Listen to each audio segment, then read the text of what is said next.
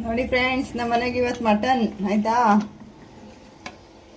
ಇವತ್ತು ಸಂಡೇ ಅಲ್ವಾ, ಅದಕ್ಕೆ ಮಟನ್ ಮಾಡ್ತಾ ಇದೀವಿ. ನನ್ನ ಮಗಳು ತುಂಬ ಇಷ್ಟಪಡ್ತಾಳೆ ಮಟನ್ ತಿನ್ನಕ್ಕೆ, ಅದಕ್ಕೆ ಮಟನ್ ಮಾಡ್ತಾ ಇದೀವಿ.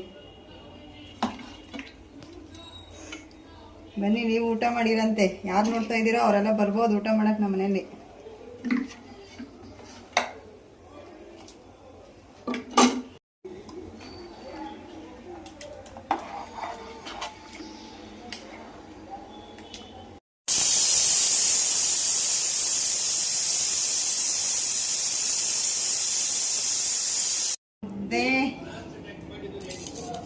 ಈರುಳ್ಳಿ,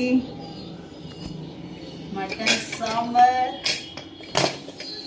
ಆಹಾ, ಈ ಚಳಿಗೂ ಮಟನ್ ಸಾಂಬಾರ್ಗೂ ಎಷ್ಟು ಚೆನ್ನಾಗಿರುತ್ತೆ ಗೊತ್ತಾ ಫ್ರೆಂಡ್. ಬನ್ನಿ ಬನ್ನಿ, ನೀವು ಎಲ್ಲ ಊಟ ಮಾಡಂಗಿದ್ರೆ ನಮ್ಮ ಮನೆಗೆ.